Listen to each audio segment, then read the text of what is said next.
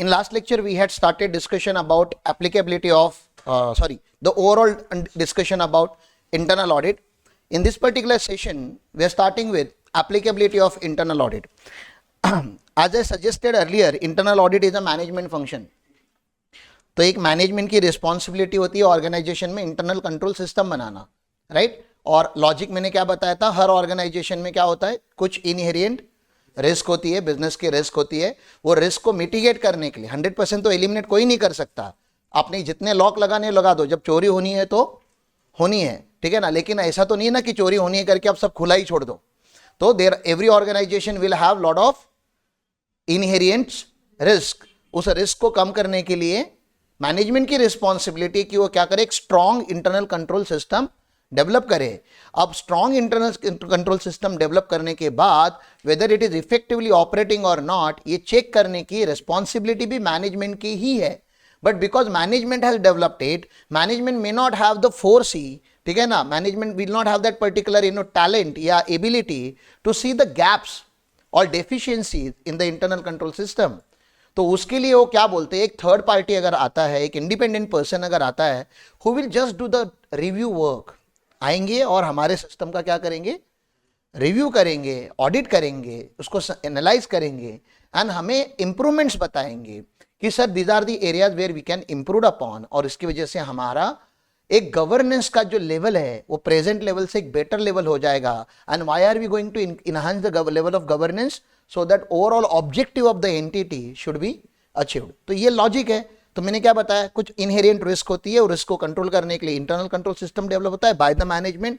वो internal control system की effectiveness check करने के लिए, डेफिशिएंसी चेक करने के लिए एक मैनेजमेंट फंक्शन होता है, that is internal audit. Internal audit करने से सारे प्रॉब्लम सॉल्व हो जाएंगे ऐसे नहीं है, but to the large extent हमें सिस्टम में जो डेफिशिएंसीज है वो पता चलनी चालू हो जाएंगी.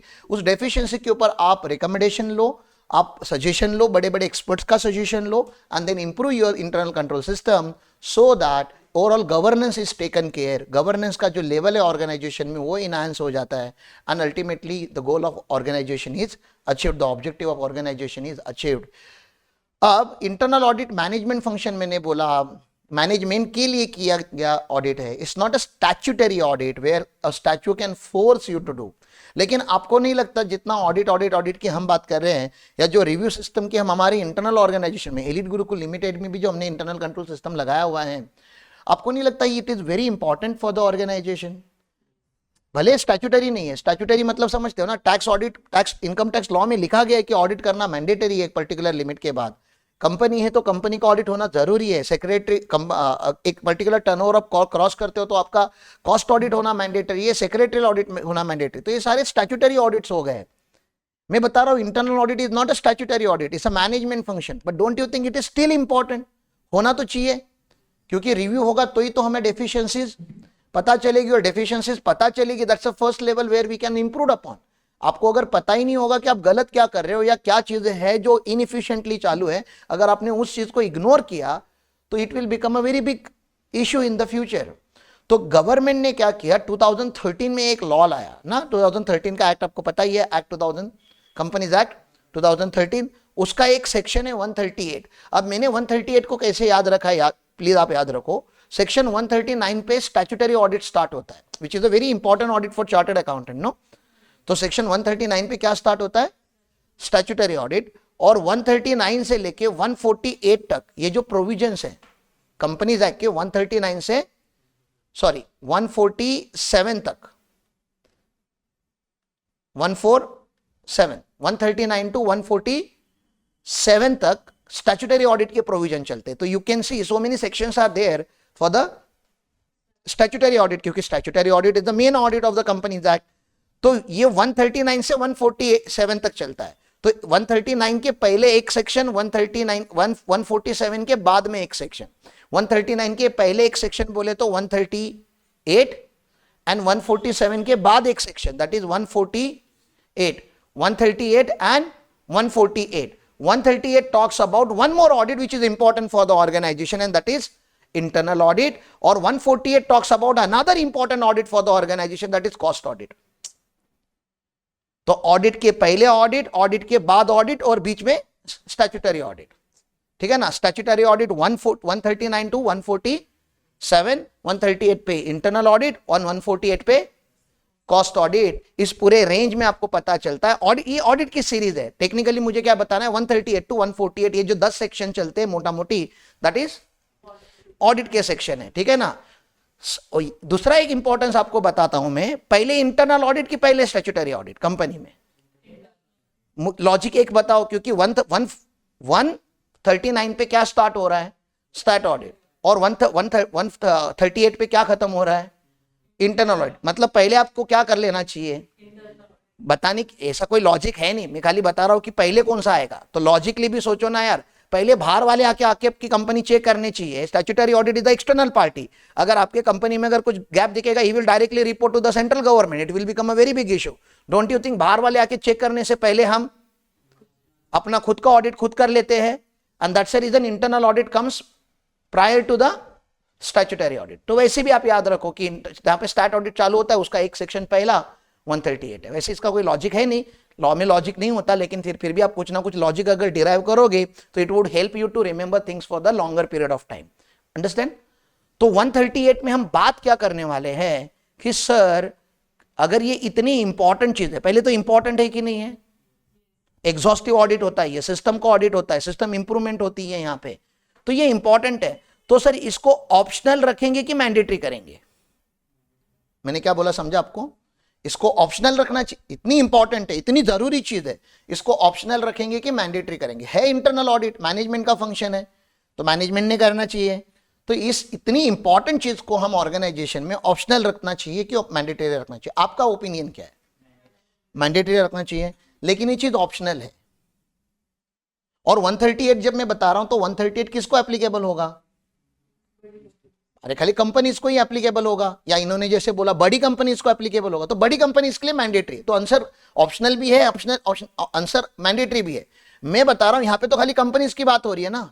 आप जिसका ऑडिट करने जा रहे हो साहब वो तो कंपनी ही नहीं है, वो तो ट्रस्ट है, उसको तो सेक्शन 138 एप्लीकेबल ही नहीं है। और मैं आपको दूसरा सवाल पूछना चाहता हूं, क्या प्रोप्राइटर ने इंटरनल ऑडिट नहीं करना चाहिए? उसका तो स्टार्ट ऑडिट भी नहीं होता, कर लेना चाहिए। पार्टनरशिप फर्म ने कर लेना चाहिए। हिंदू इंटरमीडिएट फैमिली होगी, बड़ी बिजनेस करती होगी, तो अरे वो सब छोड़ दो, एज ए इंडिविजुअल मैं आपकी भी बात करता हूं, क्या आप लोगों का इंटरनल ऑडिट नहीं होना चाहिए?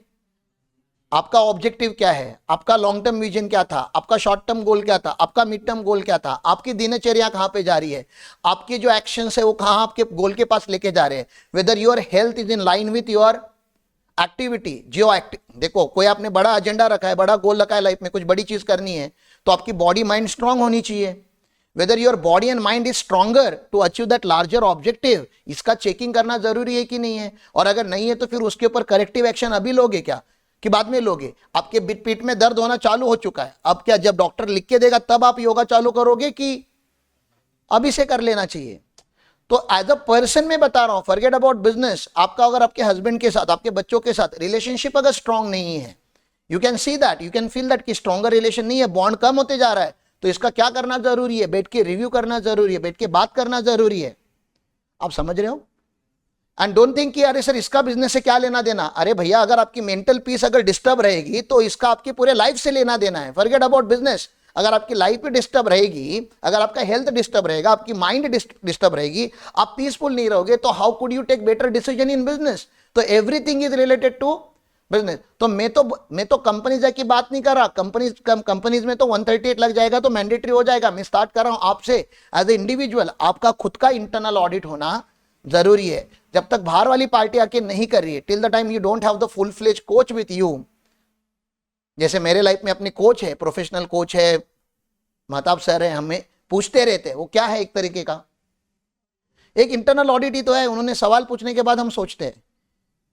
तो somebody, till the time you don't have anybody whose question is utmost important for you, आपको लगता है कि नहीं इन्होंने सवाल पूछा तो ये सवाल सच में इंपॉर्टेंट है, तब तक आप अपना खुद का इंटरनल ऑडिट करते रहो। That is the personal message that I wanted to give through 138। Obviously for certain companies internal audit is mandatory, government ने करके रखा है, क्योंकि बहुत बार लोग ऑप्शनल करते हैं तो लोग फॉलो नहीं करते। एंड कंपनी स्ट्रक्चर में क्योंकि मनी इज एट स्टेक, देश की इज्जत दाव पे लगती है जब कंपनी बनती है तो, क्योंकि अगर एक कंपनी डूबेगी तो इंडिया का एज अ बिजनेस वर्ल्ड में नाम खराब होना चालू हो जाता है। एक आध कोई, जैसे अदानी का बीच में अभी केस हुआ था, तो पूरे ग्लोब ने क्वेश्चन मार्क रेज किया इंडियन रेगुलेटरी सिस्टम के ऊपर।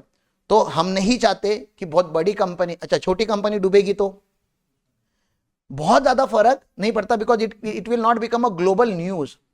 लेकिन अगर कोई लार्ज कंपनी अगर कोलैप्स होती है तो that becomes a very big news. और खास करके लिस्टेड कंपनी जो होती है, जहां पे पब्लिक का पैसा लगा होता है, वहां पे तो इंटरनल ऑडिट, आपको नहीं लगता, मतलब लॉ में लिखने से पहले आपको एक चीज ऐसे अंदर से आनी चाहिए कि लिस्टेड कंपनी जहां पे पब्लिक का पैसा लगा हुआ है सर, वहां पे तो सिस्टम्स स्ट्रांग होने चाहिए और उसका ऑडिट तो मैंडेटरी होना चाहिए। स्टैट्यूटरी तो होगा ही होगा, लेकिन स्टैट्यूटरी बेचारा कितना कवर करेगा रे।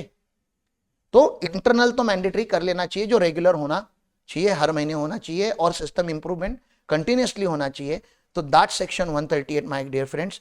तो section 138 of companies act 2013, following the class of companies prescribed under rule 13 of companies accounts rule 2014 shall be required to appoint, shall be का वर्डिंग क्या होता है, shall be का फोर्स क्या होता है लॉ में, मैंडेटरी का। shall be required to appoint internal auditor which may be either individual, वो एक जो इंटरनल ऑडिटर रहेगा वो एक इंडिविजुअल भी हो सकता है, वो एक पार्टनरशिप फर्म भी हो सकती है, और बहुत इंपॉर्टेंट वो एक बॉडी कॉर्पोरेट भी हो सकती है। बॉडी कॉर्पोरेट मतलब it can be private limited company और लिमिटेड कंपनी।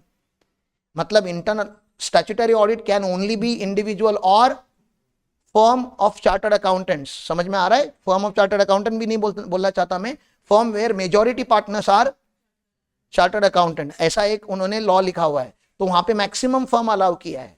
बॉडी कॉर्पोरेट का क्या होता है ना, लाइबिलिटी लिमिटेड होता है, इसलिए बॉडी कॉर्पोरेट को स्टैट्यूटरी ऑडिटर बनने नहीं देते। लेकिन इंटरनल ऑडिट में हम आपके शोल्डर के ऊपर रिस्पॉन्सिबिलिटी की बात नहीं कर रहे, हम आपके कॉमन सेंस की बात कर रहे हैं। आपको सिस्टम इंप्रूव करने के लिए रखा गया है, तो आपके होने से किसी कंपनी का क्या होना चाहिए, सिस्टम तो इंप्रूव होना ही चाहिए, उसमें तो कोई चॉइस है ही नहीं, ठीक है ना। तो इसमें मैंडेटरी फोर्स नहीं है। तो देखो मतलब सिस्टम इंप्रूव करना ये आपकी जिम्मेदारी है। आपको लॉ बोलता है करके सिस्टम इंप्रूव नहीं करना है, आपको रखा ही है सिस्टम इंप्रूव करने के लिए, ये मुझे बोलना था। तो सर ये मैंडेटरी किसको करता है, 138 एवरी लिस्टेड कंपनी। भैया इसका टर्नओवर 0 है तभी भी ऑडिट मैंडेटरी करना पड़ेगा। 0 है टर्नओवर, कुछ है नहीं टर्नओवर में, मान लेते हैं प्रॉफिट नहीं है, कैपिटल भी बेसिक सा कैपिटल है, लिस्टेड कंपनी है, तो भैया मैंडेटरी, आपको लॉजिक नहीं लगाना है फिर यहाँ पे टर्नओवर क्राइटेरिया, ये लिस्टेड हो आप, खत्म हो गया, आपको मैंडेटरी है, क्योंकि पब्लिक एट लार्ज इन्वॉल्व है आपसे, लोग आपको देखते हैं, आपका न्यूज बनता है, ठीक है। तो लिस्टेड कंपनी को तो कोई चॉइस नहीं है। सर तो एलाइट गुरुकुल क्या है, एलाइट गुरुकुल क्या है, पब्लिक लिमिटेड अनलिस्टेड कंपनी, क्योंकि हम अभी तक लिस्टेड है क्या, नहीं, we are public limited company, but are we listed on stock exchange, no. तो हमें इंटरनल ऑडिट मैंडेटरी है क्या, हमें इंटरनल रिव्यू सिस्टम मैंडेटरी है क्या, वो चेक करते हैं। तो उसके कितने क्राइटेरिया याद रखोगे, 4 क्राइटेरिया, कितने याद रखोगे, 4 क्राइटेरिया, ठीक है ना। तो नंबर्स होंगे। अब बैलेंस शीट पीएनएल में जो इंपॉर्टेंट नंबर्स होते हैं उसके ऊपर उन्होंने कंडीशंस बनाई है। तो मुझे बताओ पीएनएल में इंपॉर्टेंट नंबर क्या होता है, प्रॉफिट एंड लॉस अकाउंट में सबसे इंपॉर्टेंट नंबर क्या होता है किसी भी organ, everybody is interested in that number, तो दैट इज टर्नओवर। तो टर्नओवर क्राइटेरिया अगर मैं आपको दिखाऊं तो यहां पे दिख रहा है आपको टर्नओवर, वर्डिंग में जो दिखा रहा हूं उसी लैंग्वेज से आप पढ़ो। हाँ, टर्नओवर कितना है उन्होंने बताया 200 करोड़, मतलब जिस कंपनी का 200 करोड़ और मोर का लैंग्वेज समझ में आता है, मतलब एग्जैक्ट 200 करोड़ होगा तभी भी इंटरनल ऑडिट मैंडेटरी हो जाएगा। तो मैं ऐसे लिखूं यहां पे टर्नओवर इज ग्रेटर देन और इक्वल टू, खाली ग्रेटर देन नहीं लिख सकता, ग्रेटर देन और इक्वल टू कितना, 200 करोड़। तो आपको ये याद रखना पड़ेगा, टर्नओवर अगर आपका किसी भी कंपनी का 200 करोड़ के ऊपर जाता है तो इंटरनल ऑडिट मैंडेटरी हो जाता है। क्या लॉजिक है, 200 करोड़ का टर्नओवर कर रहे हो, हेलो एक्सक्यूज मी, 200 करोड़ का टर्नओवर कर रहे हो, कोई रिव्यू नहीं होना चाहिए आपका, इंटरनल होना चाहिए ना, because now the game is very big, right, और ये गेम खेलना चाहिए आप लोगों को, राइट। तो टर्नओवर इज 200 करोड़ और मोर, कौन से साल में सर, मुझे क्या पता चलेगा ऑडिट मैंडेटरी है कि नहीं है। भैया अगर आपका लास्ट ईयर में टर्नओवर अगर 200 करोड़ से ज्यादा है तो करंट ईयर के डे 1 से आपको ऑडिट मैंडेटरी लग जाएगा। तो इसलिए यहाँ पे पीरियड कौन सा लिखा है, प्रेसिडिंग फाइनेंशियल ईयर, तो हम प्रेसिडिंग फाइनेंशियल ईयर को PFY के लैंग्वेज में लिखते हैं हमेशा, PFY मतलब presiding financial year. Last year का टर्नओवर अगर 200 करोड़ के ऊपर है तो करंट ईयर में मुझे इंटरनल ऑडिट मैंडेटरी है। शायद करंट ईयर में मेरा टर्नओवर 200 करोड़ के ऊपर नहीं है, शायद मेरा करंट ईयर में 180 करोड़ है, लेकिन लास्ट ईयर मेरा 220 करोड़ था। तो लास्ट ईयर के ऊपर डिपेंडेंट होता है कि आपको करंट ईयर में ऑडिट लगेगा या नहीं लगेगा। करंट ईयर का टर्नओवर तो कैसे मैं बताऊं आपको, करंट ईयर का टर्नओवर तो करंट ईयर खत्म होने के बाद ही पता चलेगा ना। और लॉजिक क्या होता है कंपनीज में, लास्ट ईयर अगर 200 करोड़ है तो इस साल तो उससे ज्यादा ही होगा, मेजोरिटी का तो रूल वही चलता है। ठीक है, ये यहां तक क्लियर है। आगे चलता हूं। अब मुझे बताओ बैलेंस शीट में कौन सा इंपॉर्टेंट आइटम होता है। बैलेंस शीट में पीएनएल से एक ही नंबर उन्होंने लिया, टर्नओवर। बैलेंस शीट में कौन सा इंपॉर्टेंट नंबर होता है, कैपिटल होता है। तो इन्होंने यहां पे बोला paid up share capital 50 crore से ज्यादा होना चाहिए। पेड अप शेयर कैपिटल, एक होता है ऑथोराइज शेयर कैपिटल, एक होता है अनइश्यूड शेयर कैपिटल। इश्यूड में से इश्यूड अनइश्यूड, ऑथोराइज 5 लाख का है, इश्यूड 1 लाख है, अनइश्यूड 4 लाख है। तो समझ रहे, इश्यूड अनइश्यूड, सब्सक्राइब अनसब्सक्राइब, ऐसे बहुत सारे कैपिटल के नाम होते हैं। इन्होंने कौन सा बोला, पेड अप। अच्छा, प्रेफरेंस लेना है कि नहीं लेना है, इन्होंने यहां पे बोला है क्या इक्विटी पेड अप कैपिटल, नहीं। तो प्रेफरेंस होगा तो शायद प्रेफरेंस भी लेना है। तो paid up capital, paid up capital मतलब भैया कैपिटल आपका जो शेयर होल्डर फंडिंग में आपने लिखते जो वर्डिंग्स के नीचे लिखते हो ना पेड अप कैपिटल, वो वाला नंबर आपको लेना है। Companies act is very much precise about, schedule 3 is very much precise about कि पेड अप कैपिटल में क्या आना चाहिए। एंड जो आरओसी का फॉर्म भरते, कौन सा फॉर्म जाता है पेड अप का, एओसी 4 जाता है, नहीं पैस 3 वगैरह। पेड अप जब कराते तो पैस 3 जाता है। तो पैस 3 फॉर्म वगैरह जो भरने वाले लोग हैं उनको पता है कि पेड अप कैपिटल क्या चीज होती है। तो पेड अप कैपिटल एक्चुअली पैसा जो शेयर होल्डर ने कंपनी को दिया वो वाला कैपिटल, वो वाला कैपिटल कितने के ऊपर होना चाहिए। तो पेड अप कैप क्या लिखूं, ग्रेटर देन इक्वल टू लिखूं कि ग्रेटर लिखूं, ग्रेटर देन और इक्वल टू कितना 50 crore during again presiding financial year, presiding financial year, PFI. यहां तक क्लियर है। अभी तक मैंने 2 इंपॉर्टेंट क्राइटेरिया बताए फाइनेंशियल स्टेटमेंट में से। टर्नओवर क्राइटेरिया कितना है, 200 करोड़ या ज्यादा, और कैपिटल का, पेड अप कैपिटल का क्राइटेरिया कितना है। तो एक इंपॉर्टेंट नंबर आपने कहां से उठाया, पीएनएल में से, जो सबसे इंपॉर्टेंट नंबर होता है। दूसरा एक इंपॉर्टेंट नंबर बैलेंस शीट से आपने उठाया, जो अगेन इंपॉर्टेंट होता है। पेड अप कैपिटल 50 करोड़ मतलब समझ रहे हो ना, अच्छा खासा है। ये बड़ी कंपनी है कि नहीं, जिस कंपनी का capital paid up capital 50 crore है, वो कंपनी बड़ी कंपनी है कि नहीं है। अभी तक लिस्टेड नहीं हुई है, लेकिन शायद लिस्टेड बनने जा रही है, क्योंकि इतना ज्यादा कैपिटल है, 200 करोड़ का टर्नओवर आपने मारा, तो एक अच्छा कंपनी आप रन कर रहे हो। उसके बाद हम आते हैं कैपिटल के नीचे क्या होता है, लोन्स लाइबिलिटीज। आपका कैपिटल भले कम है लेकिन आपने बोरोइंग बहुत करके रखा है। अब बताओ किसको डर है आपकी कंपनी अगर डूब जाएगी तो, बैंक को। और बैंक के पास किसका पैसा होता है, मतलब अल्टीमेटली पब्लिक ने बैंक के थ्रू आपकी कंपनी में पैसे लगा दिए। अब फिर से आपके सिस्टम का ऑडिट होना जरूरी है कि नहीं है, भले आप लिस्टेड नहीं, लिस्टेड होते तो हम 50 करोड़ 200 करोड़ की बात कर रहे हैं क्या, नहीं। लिस्टेड हो गए तो आपको तो ऑडिट, इंटरनल ऑडिट मैंडेटरी हो गया भैया। अब हम बात कर रहे हैं unlisted company, elite Gurukul limited जैसे प्राइवेट लिमिटेड कंपनीज की बात कर रहे हैं हम, कि इनको कब मैंडेटरी होगा। तो उन्होंने बोला आउटस्टैंडिंग लोन, ये वर्डिंग दिख रहा है आपको, आउटस्टैंडिंग लोन और borrowing from the bank public financial institution exceeding 100 crore और more at any point of time during the preceding financial year. Any point को भी आप ध्यान में रखिए, 31 मार्च पे नहीं। ये ऊपर के 2 क्राइटेरिया हमने कब देखे थे, 31 मार्च पे देखे थे, ठीक है ना। ये क्या बता रहा है, 31 मार्च पे नहीं, एनी टाइम। तो मैंने लोन लिया था 120 करोड़ हुआ था, फिर रीपे करते करते बैलेंस शीट बनने के टाइम पे 80 करोड़ आया। तो आप बैलेंस शीट का फिगर देख के आप नहीं बोल सकते कि मेरे को इंटरनल ऑडिट मैंडेटरी है कि नहीं है। मुझे टोटल 1 अप्रैल से लेके 31 मार्च तक का लेजर ओपन करना पड़ेगा और देखना पड़ेगा। कभी भी अगर मेरा 100 करोड़ अगर क्रॉस हुआ है तो बोरोइंग के लिए उन्होंने लिमिट क्या लगाया, बोरोइंग के लिए 100 करोड़ इन preceding financial year any point. लेकिन समझ में आ रहा है, एनी पॉइंट इन प्रीसीडिंग फाइनेंशियल ईयर। तो अभी तक कितने क्राइटेरिया हो गए अपने, 3। टर्नओवर क्राइटेरिया कितना है, 200 करोड़। पेड अप कैपिटल का क्राइटेरिया कितना है, 50 करोड़। और अभी बीच में एक मिसिंग फिगर आ गया, 100 करोड़ का। समझ में आ रहा है? ओके, आगे चलता हूं। पब्लिक लिमिटेड कंपनी में एक पावर होती है जो प्राइवेट लिमिटेड कंपनीज में नहीं होती, very important power, and that's raising public deposit, कि हम पब्लिक से पैसे ले सकते हैं। पब्लिक लिमिटेड कंपनी के पास ही वो पावर है। That power is not there with private limited company और in fact any other legal entity in India. Public से पैसा रेज करने का पावर ही खाली किसके पास है?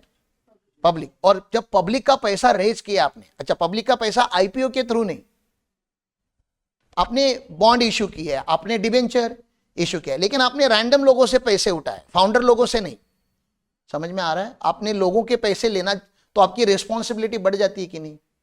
एक पब्लिक ने पैसा आपकी कंपनी में लगाना चालू किया, इक्विटी के फॉर्म में नहीं, डिपॉजिट के फॉर्म में, फिक्स डिपॉजिट के फॉर्म में, बॉन्ड्स के फॉर्म में, या कोई भी इंस्ट्रूमेंट आपने इश्यू किया है जहां पे पब्लिक का पैसा लगा हुआ है और अभी तक आप आईपीओ लिस्टेड कंपनी नहीं हो, तो उन्होंने बोला आउटस्टैंडिंग डिपॉजिट ऑफ 25 करोड़ और more at any point during the, तो ये भी एक लाइबिलिटी है डिबेंचर जैसा, ठीक है ना, बोरोइंग की। तो यहां पे उन्होंने क्या बोला? Public deposits. तो डिपॉजिट का डी लिख देता हूं मैं खाली, deposit is greater than equal to कितना उन्होंने बोला? 25 crore again any point in preceding financial year. तो लोन का और डिपॉजिट का लैंग्वेज उन्होंने यूज किया any point during the financial year. Obviously turnover पूरे साल का होता है और कैपिटल तो पेड अप कैपिटल है, बैलेंस शीट के डेट पे ही होता है, वो तो ऊपर नीचे होते नहीं रहता, ठीक है ना? यहां तक क्लियर है? तो 4 क्राइटेरिया, और अगर आप चारों को अगर लाइन में लगा दो तो ऐसा है, दिख रहा है आपको? 25 का डबल, 50 का डबल और 100 का डबल। अब नीचे एक एक लाइन लिख के जाओ। 25 क्या था? 50 क्या था? बोरोइंग, सॉरी 50 क्या था? 50 कैपिटल था, फिर 100 क्या था और 200 क्या था? टर्नओवर। तो 50 deposit, sorry 25 deposit, 50 capital, paid up capital, paid up बोलना था, वो वर्ड पेडअप बोलना चालू करो, कैपिटल मत बोलो, पेडअप कैपिटल, 100 बोरोइंग एंड 200, हाँ 25 डिपॉजिट, 50 पेडअप कैपिटल, 100 का और 200 का, हाँ 25 का डिपॉजिट, 50 का पेडअप कैपिटल, 100 का और 200 का। अगर ये क्राइटेरिया आपके फुलफिल हो जाते, इसमें का एनी क्राइटेरिया, इसके सारे करने हैं क्या? क्यों? कैसे पता चलता है? यहाँ पे क्या लिखा है? और समझ में आ रहा है? मतलब इसमें का कोई भी एक कंडीशन अगर सेटिस्फाई हो जाता है तो आपको इंटरनल ऑडिट, जैसे कंपनीज एक्ट ने बोला है वैसे अपॉइंट करना मैंडेटरी होता है। मेरा सवाल आपके लिए, क्या एलाइट गुरुकुल 1 2 3 4 में कहीं पे भी फॉल होता है? एलाइट गुरुकुल लिमिटेड नहीं होता, because we don't have turnover more than 200 crore, we have never raised public deposit, our capital is not more than, paid up capital is not more than 50 crore, हमने लोन्स लिए ही नहीं है, फॉरगेट अबाउट 100 करोड़, तो भैया हमें तो एप्लीकेबल नहीं होता। लेकिन can we have internal audit और should we have internal audit ना? तो ये तो मैंडेटरी की बात करता है ना, ऑप्शनल तो आपको डे 1 से है, और सिस्टम इतना क्रॉस होने के बाद नहीं डेवलप करना है। मैं तो बोलता हूं अगर सिस्टम डेवलप नहीं हुआ रहेगा तो ये नंबर्स क्रॉस होंगे ही नहीं। You will never become a 200 crore entity if you do not have the strong review system in the organization. Are you getting this? तो इसलिए हमारा रिव्यू सिस्टम स्ट्रांग होना चाहिए एंड उसके ऊपर आप लोग इन्वेस्ट करो, सीनियर लोग खास करके इन्वेस्ट करो रिव्यू सिस्टम के ऊपर, क्योंकि रिव्यू करोगे तो आपको पता चलेगा कंपनी कहाँ जा रही है। और रिव्यू करने के लिए हमारे पास डेटा प्रॉपर होना चाहिए, तो जूनियर्स का काम है कि जो डेटा हमारे पास आता है वो प्रॉपर होना चाहिए। ठीक है, चले आगे। अब भैया ये हो गई कौन सी?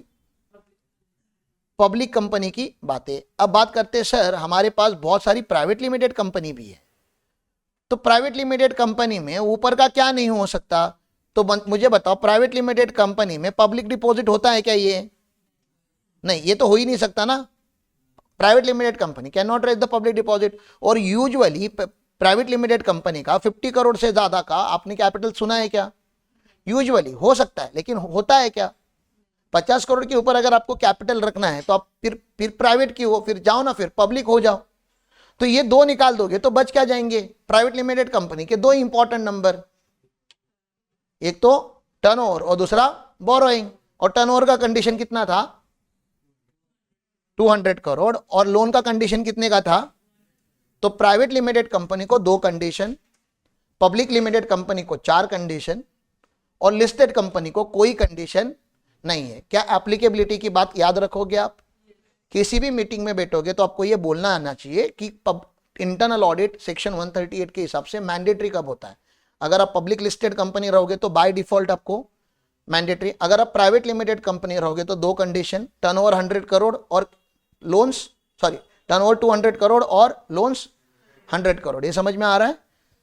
पब्लिक लिमिटेड अनलिस्टेड कंपनी रहोगे तो 4 condition, deposit 25 crore, paid up capital 50 crore, borrowings 100 crore और टर्नओवर 200 करोड़। अगर आप इसमें से कोई भी क्राइटेरिया में फॉल होते हो तो internal audit becomes mandatory. Sir ये तो कंपनीज की बात हो गई, लेकिन अगर नहीं है, ये कंडीशंस अगर फुलफिल नहीं भी होती तभी भी इंटरनल ऑडिट हमेशा रिकमेंडरी नेचर में होता है। सिस्टम का ऑडिट है, आप अगर सिस्टम का ऑडिट नहीं करके लोगे तो सिस्टम इंप्रूव कैसे करोगे? और सिस्टम अगर इंप्रूव नहीं होंगे तो जो अपने ऑर्गेनाइजेशन के बहुत बड़े बड़े गोल रखे होते हैं वो गोल्स अचीव कैसे होंगे? ये बेसिक सा सवाल है। इसलिए आपको बताना होता है कि even though section 138 is not applicable to you, still you should get your internal audit done.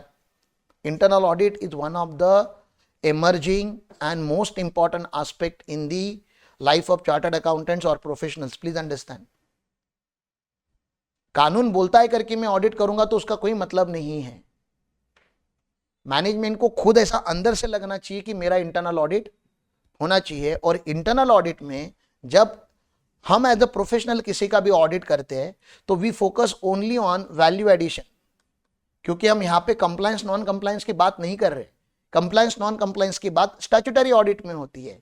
Internal audit में एक ही चीज के ऊपर ध्यान दिया जाता है कि इस कंपनी का सिस्टम इंप्रूव किस तरीके से किया जाए, प्रोसेस को कैसे बचाया जाए, कॉस्ट कैसे कम किया जाए. एंड इंटरनल ऑडिट के बहुत सारे अलग अलग वर्जन होते हैं. तो इंटरनल ऑडिट मतलब खाली इंटरनल ऑडिट मत समझो, so only gross wordings. Internal audit के अंदर कम से कम 50 टाइप के ऑडिट होते हैं, ठीक है ना.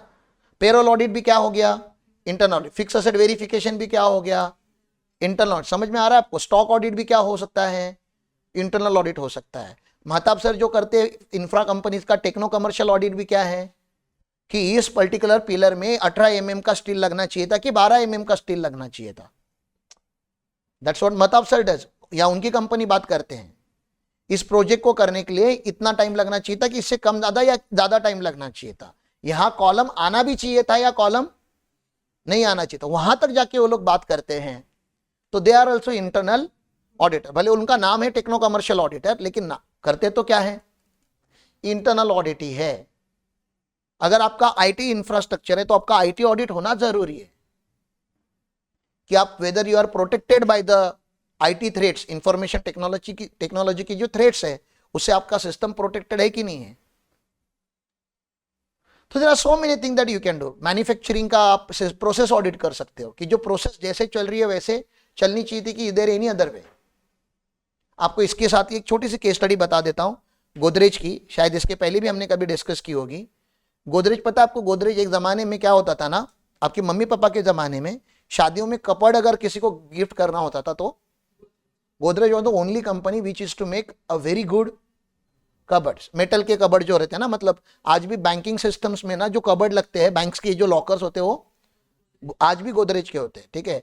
अब ये सब डुप्लीकेट कंपनीज मार्केट में आ गई तो उनका पत्रे का क्वालिटी देखो, आप लात मारोगे तो दरवाजा खुल जाएगा. गोदरेज का कपाड़ आप लात मार के दिखाओ, आपकी लात टूट जाएगी, दरवाजा नहीं खुलेगा. गोदरेज के लॉक उतने जाने जाते थे तो क्वालिटी उनकी बेस्ट थी. उनका जो मेटल था उसकी थिकनेस जो थी वो बहुत बड़ी थी. गोदरेज का कबाड़ कम से कम 8 से 10 लोगों से नहीं उठता था उस टाइम पे. आजकल का कबाड़ आप जैसे बच्चे भी हिला लेते हो. तो गोदरेज की उस लेवल की क्वालिटी थी. गोदरेज की जो मेन ऑफिस है वो कहाँ है पता है आपको, मुंबई में है. विक्रोड़ी करके एक जगह है. तो कभी कभी हम यहां पे भी कंफ्यूज हो जाते हैं कि गोदरेज विक्रोड़ी में है कि विक्रोड़ी गोदरेज में है. उनकी उतनी बड़ी लैंड है मुंबई में. गोदरेज की खुद की रेलवे ट्रैक है. उनकी फैक्ट्री इतनी बड़ी है कि उनके फैक्ट्री के अंदर रेलवे ट्रैक है माल सप्लाई करने के लिए. It's a very big company. It's not a small company. Godrej आपको पता ही है, हाँ अभी तो बहुत सारे एफएमसीजी वगैरह में आए, लेकिन पहले वो मेटल केस में थे। तो देवर लॉस मेकिंग कंपनी, ऐसे बोला जाता है, लॉस बनाते थे। हम लोग बहुत छोटे थे शायद तभी। तो Godrej of the loss making company, management ने मीटिंग बुलाई, ब्रेनस्टॉर्मिंग मीटिंग बुलाई कि इस लॉस को हम टर्न अराउंड कैसे कर सकते हैं, इस लॉस को कैसे बचाया जा सकता है। तो ऐसे बोला जाता है, हमने हमारे फैकल्टी से सुना है जब हम स्टूडेंट थे आपके जैसे।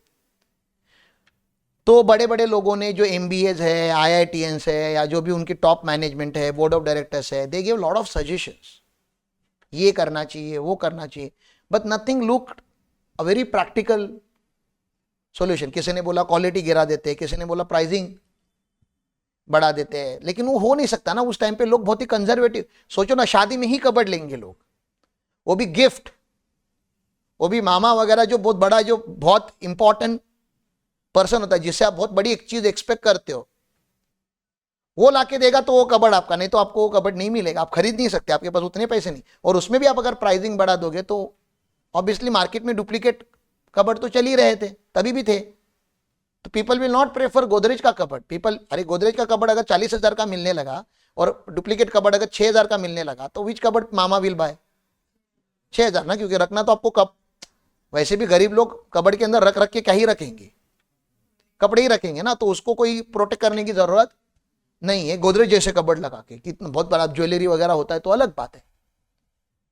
तो उन्होंने बोला प्राइसिंग के साथ हम नहीं खेल सकते, we are already over price, क्योंकि क्वालिटी अच्छी दे रहे तो प्राइसिंग मार्केट में ज़्यादा ही होगी। और उसी की वजह से वो डिमांड सप्लाई वगैरह भी आपको पता ही है, हाई प्राइस लो डिमांड, उसकी वजह से ही वो सब लॉस वगैरह हो रहा था उनको। तो ये जब मीटिंग चालू थी तो एक चाचा रहेंगे उनके यहाँ पे, जो इनका ख्याल रखेंगे, पानी ला के देंगे, फाइल ला के देंगे, लोगों को बुलाएंगे, नाश्ता करके करा के देंगे, चाय ला के देंगे। तो इन सबके जब सजेशन देके हो गए, तो ये जो चाचा थे जो चाय वगैरह दे रहे थे, इनकी जो सेवा कर रहे थे, उन्होंने बोला मालिक अगर आप बुरा ना मानो तो मेरा भी एक सजेशन है। तो उन्होंने क्या सजेशन दिया? उन्होंने बोला मालिक मान लेते हैं कि आपका जो गोदरेज का कबर्ड है वो 10 प्रोसेस से जाता है। कितने प्रोसेस से जाता है? 10। मैं अभी 10 के 10 ड्रॉ नहीं करता, लेकिन अलग अलग प्रोसेस कॉस्टिंग आपने पढ़ा है, तो अलग अलग प्रोसेस से जाता है। तो मान लेते हैं यहाँ पे स्टील का पतरा आता है, वो रोल आता है, पता है ना, स्टील का पतरा ऐसा रोल में आता है। पहले वाली फैक्ट्री में वो अनलोड होता है यहाँ पे, और वहाँ पे खाली उसका कटिंग होता है, हमें अलग अलग पीस चाहिए, तो इस वाले फैक्ट्री में कटिंग होता है। फिर इसके बाद अगले वाले फैक्ट्री में मोल्डिंग होता है, उसको मोल्ड किया जाता है। फिर उसके अगले वाले फैक्ट्री में उसके अंदर ड्रिल होके होल बनते हैं अलग अलग। फिर उसके अगले प्रोसेस में जाके उसमें फिटिंग्स चालू हो जाती है। फिर उसके अगले प्रोसेस में जाके उसको प्राइमरी कलर लगता है। फिर अगले प्रोसेस में जाके उसको सेकेंडरी कलर लगता है। फिर उसके अंदर लॉक फिट होती है। फिर अगले प्रोसेस में जाके क्वालिटी कंट्रोल होता है। समझ में आ रहा है? तो प्रोसेस को ऑप्टिमम करने के लिए, एक्सपर्टाइज करने के लिए उन्होंने 1 फैक्ट्री 1 प्रोसेस रखा। मतलब अगर यहां पे 100 मशीनरी है तो 100 की 100 मशीनरी खाली कटिंग करेगी। यहां पे अगर 100 मशीनरी है तो 100 की 100 मशीनरी खाली मोल्डिंग करेगी। उससे क्या हो जाएगा, एक फैक्ट्री का एक प्रोसेस का एक इंचार्ज, तो उसको प्रोसेस का सब इन एंड आउट पता होगा, उस मशीनरी का इन एंड आउट पता होगा, मेंटेनेंस के लिए इजी जाएगा। तो इस लॉजिक से गोदरेज ने 1 फैक्ट्री 1 प्रोसेस रखा हुआ था। चाचा ने क्या बोला, इसके वजह से क्या होता है, इस फैक्ट्री से कभी कभी माल इस फैक्ट्री में टाइम पे नहीं जाता। मतलब यहां पे कटिंग हो चुका है, लेकिन मोल्डिंग वाला लेबर बैठा हुआ है वहां पे। मोल्डिंग वाला लेबर क्योंकि चाचा चाय हर फैक्ट्री में पिला रहे थे ना, तो उनको पता रहता था कहां पे लोग आराम कर रहे हैं। और लोग आराम क्यों कर रहे हैं, ये लेबर लोग है ना, काम नहीं है तो माल नहीं आएगा तो वो तो चिल्लाएंगे, आवाज बढ़ाएंगे, उनको तो वो तो वेट करते रहेंगे। तो 3-3 4-4 घंटे, दिन का ड्यूटी 8 घंटे का होता है, उसमें 3-3 4-4 घंटे लेबर वेट करता था कि मटेरियल आएगा। क्योंकि एक प्रोसेस से दूसरे प्रोसेस में जब तक, और जा क्यों नहीं रहा था, क्योंकि आप अगर ऐसा 40-40 माल 50-50 माल के लिए ट्रक चलाओगे तो नहीं चलेगा ना। तो जब तक ट्रक पूरा भर नहीं जाता तब तक इस फैक्ट्री से उस फैक्ट्री में मूवमेंट नहीं कर सकते, नहीं तो ट्रांसपोर्ट कॉस्ट बढ़ जाएगी। तो इसके वजह से लोडिंग अनलोडिंग, एक तो ये समझ में आ रहा है, दूसरा waiting time, waste of labour, तीसरा उतने फटाफट काम नहीं हो रहा था, प्रोडक्ट मतलब मार्केट में डिमांड है और आप सप्लाई नहीं कर पा रहे हो क्योंकि टाइम वेस्ट बहुत ज्यादा हो रहा है। तो जिस स्पीड से साइकिल घूमनी चाहिए थी माल सप्लाई होने की, वो नहीं हो रही थी। तो ऐसा उन्होंने सजेशन दिया, क्यों ना हम एक फैक्ट्री में टोटल इनपुट से लेके आउटपुट की जितनी भी प्रोसेसेस है वो एक ही फैक्ट्री में लगा देते हैं। मतलब एक रो से कटिंग होगा, उसके अगली मशीन पे जाएगा, मोल्डिंग होगा, उसके अगली मशीन पे जाएगा, ड्रिलिंग होगा। Rather than one process in one factory, why can't we have total process in a row? उससे क्या होगा, कबड़ एक साइड से अगर माल कट गया, पतरा कट गया, तो जब लास्ट फैक्ट्री से बाहर निकलेगा तो कबड़ बन के निकलेगा। पूरा प्रोसेस को रीऑर्गेनाइज करो एंड दे कैलकुलेटेड इट। उनको ये सेंसिबल लगा और उन्होंने किया and Godrej from then became a highly profitable company. और ऐसा बोला जाता है, मुझे तो नहीं पता ये केस स्टडी, वो जो पर्सन है, जो चाचा थे, जो चाय बना के बेचते थे, उनको प्रोसेस ऑप्टिमाइजेशन एक्सपर्ट या ऐसा कुछ, तो उनको एक बहुत ही टॉप मैनेजमेंट का पोजीशन दिया गया कंपनी में। तो Godrej is a company which stands by it's employees irrespective of your qualification. इसलिए फिर से एक बात यहां पे बतानी है कि प्रोसेस को इंप्रूव करने के लिए या सिस्टम को इंप्रूव करने के लिए आपको कोई डिग्री होने की जरूरत नहीं है। If you run the common sense you will see कि कहां पे इंप्रूवमेंट हो सकता है। And simplest suggestion can convert a loss making company into a highly profitable company. It just required observation.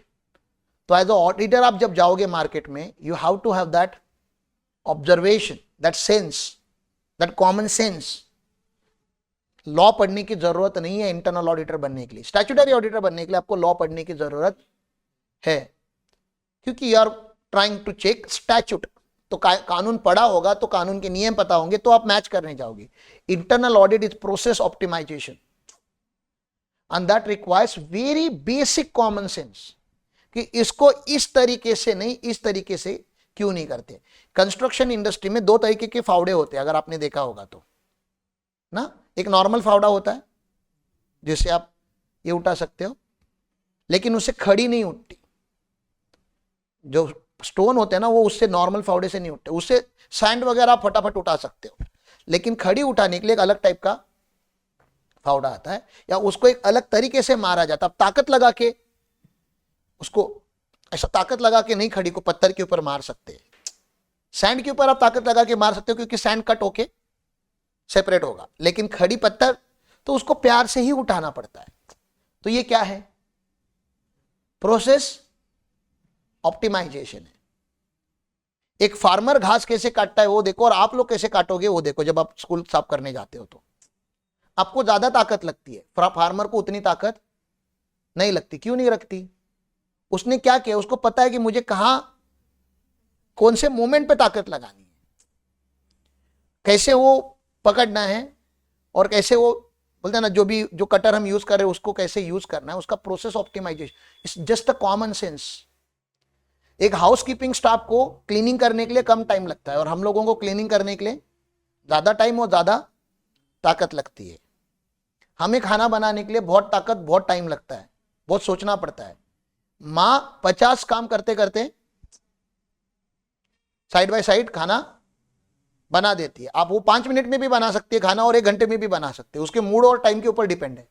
आपको 5 मिनट में टिफिन चाहिए तो 5 मिनट में बना देगी, आराम से 1 घंटे में बनाना है तो आराम से। तो शी नोज की प्रोसेस को ऑप्टिमम कब करना है, because she knows everything by the logic.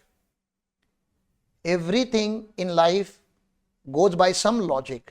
अगर आप उसको ऑब्जर्व करना चालू करोगे, you will become internal auditor, a very powerful internal auditor। एक इंटरनल ऑडिट का बेसिक सा फीचर है जो मैं आपको बताना चाहता हूं, ऑब्जर्व।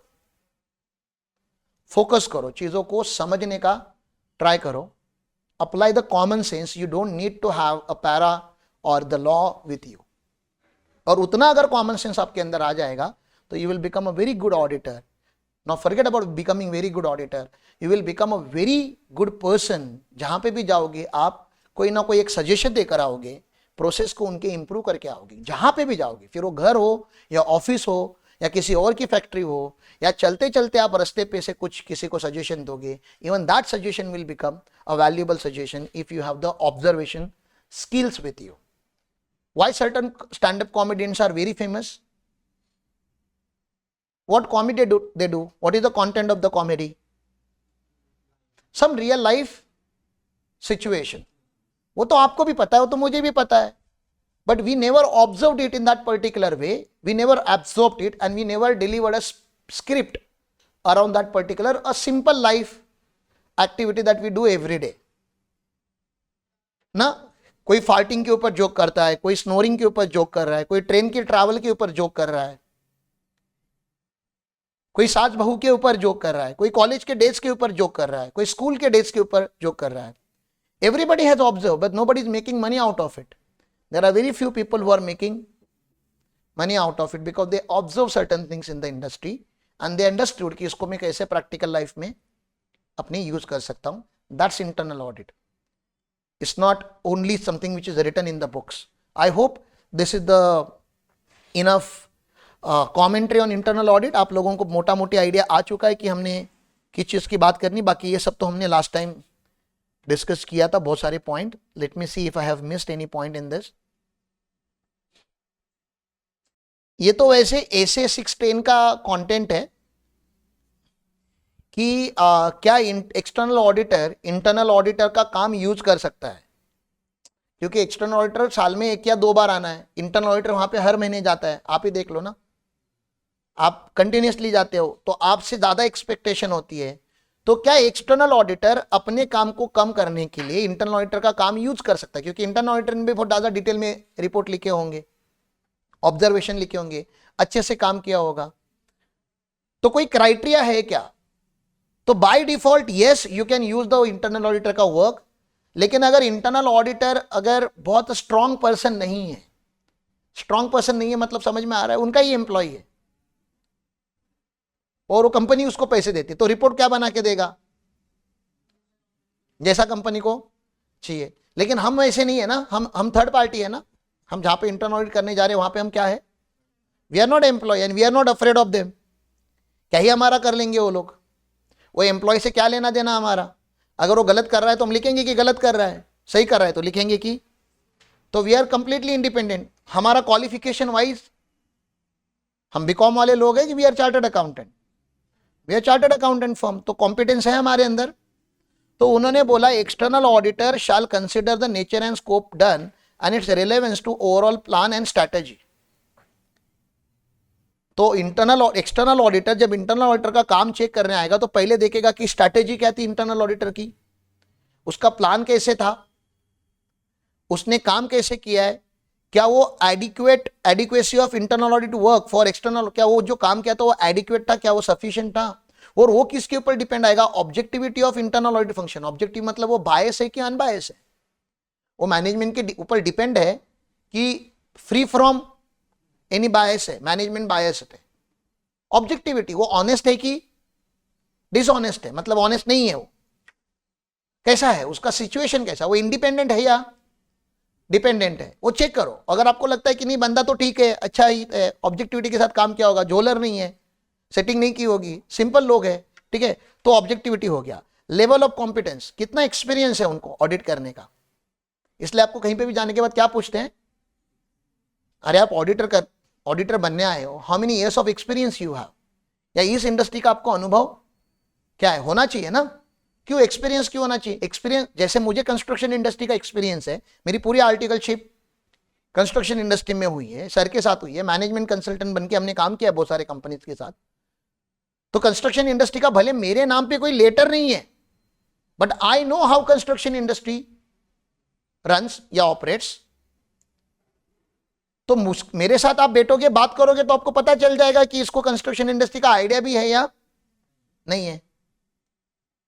तो स्टैट्यूटरी ऑडिटर को इंटरनल ऑडिटर से कम्युनिकेशन करना है, खाली उसका क्वालिफिकेशन नहीं देखना है, उसका एक्सपीरियंस भी देखना है, उसका कॉमन सेंस भी देखना है, और मोस्ट इंपॉर्टेंटली उसका जो इस इंडस्ट्री को लेके जो एनालिसिस करने का जो ताकत है, एनालिटिकल रिव्यू जो हम बोलते हैं, वो है कि नहीं है वो चेक करना है। अगर इतना सब देख लिया उसने तो स्टैट्यूटरी ऑडिटर को, इंटरनल ऑडिटर के ऊपर क्या आ जाएगा, कॉन्फिडेंस आ जाएगा कि भैया प्लान तो प्रॉपर किया है, स्ट्रैटेजी भी अच्छे से बनाई थी, लोग भी कॉम्पिटेंट है, टीम भी अच्छी है इनकी, मतलब खाली सीए अच्छा नहीं है, सीए की टीम भी वेल एजुकेटेड है, बात करके समझ में आता है कि इनको आ रहा है कि नहीं आ रहा है, क्योंकि काम तो टीम करती है। और इसलिए आप लोगों को ये सब सिखाया जा रहा है कि स्टैट्यूटरी ऑडिटर आप में से किसको भी पकड़ के सवाल पूछ सकता है कि बताओ जी आपने क्या काम किया, और आपको बोलने आना चाहिए वहां पे। आप अगर मुंह चुप करके अगर बैठ गए तो फिर हो गया खत्म, नाम आपका नहीं, फिर हमारी फर्म का नाम खराब होने वाला है, क्योंकि काम तो आप कर रहे हो ना। जो रोज वहां पे काम कर रहा है अगर वो नहीं बोलेगा अगर किसी मुद्दे को लेके, तो समझ में आता है कि आपके अंदर दम नहीं है। एज अ ऑडिटर आपके अंदर वो क्या आना चाहिए, वो एक दम आना चाहिए, एक पावर आनी चाहिए, ठीक है। Then whether a systematic and discipline approach is applied, इसलिए मैंने क्या बोला, आप जब ऑडिट करने जाओगे तो आपको ऑडिट प्लान और ऑडिट प्रोग्राम बनना बहुत जरूरी है, डॉक्यूमेंटेशन होने बहुत जरूरी है। तो एक से ऐसे 16 के साथ ऐसे 230 भी एप्लीकेबल करना होता है। ऐसे 230 ऑडिट डॉक्यूमेंटेशन की बात करता है, और मैंने बोला बता ही दिया आपको, जिसका पेपर है, जिसका डॉक्यूमेंट है वही का ऑडिट हुआ है, जिसका पेपर नहीं है उसका ऑडिट हुआ ही नहीं है। No paper, no documentation, no audit, audit हुआ ही नहीं। फिर उस चीज का आपके पास अगर एविडेंस नहीं है तो फिर आपने ऑडिट किया ही नहीं, आप कितनी भी बातें करके आ जाओ, ठीक है। यहां तक समझ में आया। तो ये अगर ये सब होगा तो ही आप क्या कर सकते हो, इंटरनल ऑडिटर का काम स्टैट्यूटरी ऑडिटर यूज कर सकता है, क्योंकि अल्टीमेटली रिस्क किसके सर के ऊपर है, नहीं रिस्क किसके सर के। कल अगर मैं कोई बैलेंस शीट साइन हुई है और अगर उसमें कुछ गड़बड़ निकली तो रिस्क किसकी, इंटरनल ऑडिटर की, स्टैट्यूटरी ऑडिटर की, स्टैट्यूटरी ऑडिटर की। वो पब्लिक के लिए रिस्पॉन्सिबल है, मैं as a internal auditor public के लिए रिस्पॉन्सिबल नहीं हूं, क्योंकि मैं तो इंटरनल ऑडिटर हूं, मैं तो मैनेजमेंट के लिए, मैनेजमेंट मेरे को अलग से फोन करके गाली दे सकता है, बुला के इज्जत निकाल सकता है, वो अलग बात है, मेरे पैसे काट सकता है, लेकिन मेरे को गवर्नमेंट मेरे पे कोई एक्शन नहीं ले सकता, या जो पब्लिक एट अ लार्ज है, स्टेक होल्डर है, वो मेरे पे एक्शन नहीं ले सकते। एनसीएलटी मेरे पे एक्शन नहीं ले सकता, हाईकोर्ट मेरे पे एक्शन नहीं ले सकता। क्यों? क्योंकि मैं तो इंटरनल ऑडिटर हूं साहब। साइन किसने किया है फाइनेंशियल स्टेटमेंट पे? स्टैट्यूटरी ऑडिटर ने। तो स्टैट्यूटरी ऑडिटर की रिस्पॉन्सिबिलिटी हमेशा ज्यादा होती। कल स्टैट्यूटरी ऑडिटर हाथ ऊपर करके ये नहीं बोल सकता ये एरिया इंटरनल ऑडिटर ने कवर किया था इसलिए मैंने नहीं किया, ये बोल नहीं सकता।